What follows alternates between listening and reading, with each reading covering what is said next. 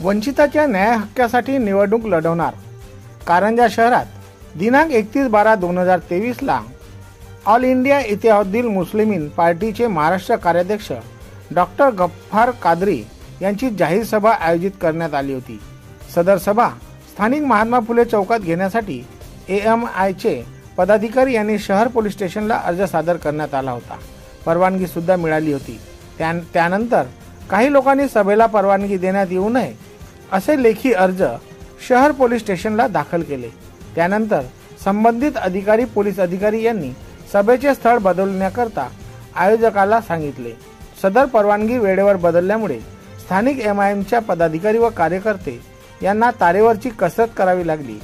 Sadar Sabha SK हॉलच्या समोर घेण्यात आली। सभेमध्ये सर्वप्रथम एमआयएमचे युवक कारंजा तालुका अध्यक्ष तौसिफ खान यांनी मनोगत व्यक्त केले। त्यानंतर एमआयएमचे कारंजा तालुका अध्यक्ष सय्यद नसरुद्दीन खतीब यांनी मनोगत व्यक्त करताना सांगितले की शहरातील राष्ट्रवादी काँग्रेस पार्टीचे एका पदाधिकारी यांनी प्रत्येक पक्ष फिरून शेवटी भारतीय जनता पक्षासोबत युती केलेल्या अजितदादा पवार यांच्या राष्ट्रवादी काँग्रेस पक्षात प्रवेश करून एका विशिष्ट समाजातील लोकांना विकण्याचे काम करत आहे असे आरोप लावण्यात आले। त्यानंतर सभा सुरू असताना फक्त सभा मंडपातील विद्युत पुरवठा खंडित करण्यात आला होता। विद्युत पुरवठा ज्या ठिकाणावरून होता त्या ठिकाणचे केबल अज्ञात व्यक्तीने काढून टाकली होती। काही काळ तणाव निर्माण झाला होता। प्रमुख पाहुणे यांनी उपस्थित असलेल्या लोकांना सांगितले की विद्युत पुरवठा खंडित झाला तरी विना माईकने तुमच्या सोबत आम्ही बोलणार। एमआयएमच्या एका सभेमुळे विद्युत पुरवठा खंडित करण्याची वेळ शहरातील एका विशिष्ट पक्षाच्या पदाधिकारीवर येत आहे।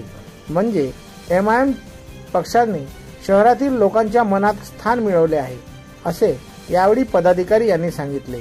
महाराष्ट्र राज्याचे एमआयएमचे कार्याध्यक्ष डॉक्टर गफ्फार कादरी यांनी आपल्या अध्यक्षीय भाषणात सांगितले की येणाऱ्या विधानसभा निवडणुकीत ऑल इंडिया इतिहादुल मुस्लिमीन पूर्ण ताकदीने मानवरा कारंजा विधानसभा निवडणुकीत उमेदवार उभा करणार आहे।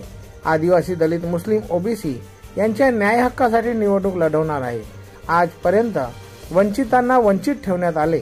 निवडणुकीत मुस्लिम दलित आदिवासी ओबीसी यांचा फक्त निवडणुकीत मतदान घेण्यासाठी वापर केला जातो। अनेक ठिकाणी अल्पसंख्याकांवर होत असलेले अन्याय याबद्दल बोलताना सांगितले की यवतमाळ जिल्ह्यातील दारव्हा पोलीस स्टेशनला पोलीस कस्टडीत असलेला अल्पसंख्याक समाजातील युवकाचा मृत्यू झाला होता। त्यावेळी न्याय मागण्यासाठी वरिष्ठ पोलीस अधिकारी यांच्याकडे गेलो परंतु न्याय मिळाला नाही। शेवटी सन्मान्य न्यायालयात धाव घेतली। मृतक यांना न्यायालयात मिळाला।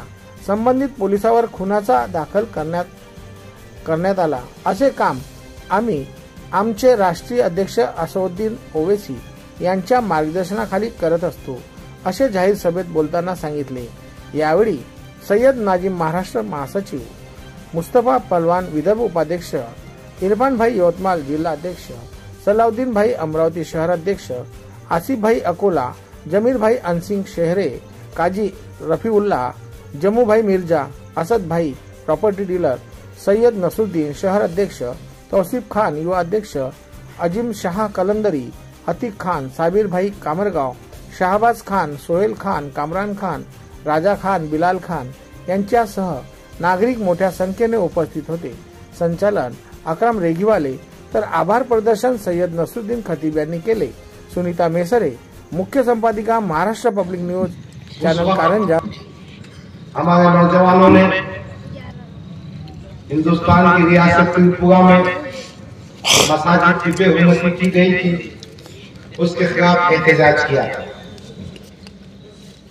ये नौजवान साथियों ने जमहूरी तरीके से एहतजाज किया था, फिर भी यहाँ के नेता जिसका जिक्र हमेशा हो रहा था, उसने अपने बच्चों पर झूठे केसेस करके पुलिस को हाथ में पकड़कर हमारे नौजवानों को तकलीफ देने की कोशिश की थी। मैं उस सिलसिले में यहाँ आया और आज मजलिस का पैगाम देने के साथ साथ यूसुफ पुंजानी नाम लेके बोला।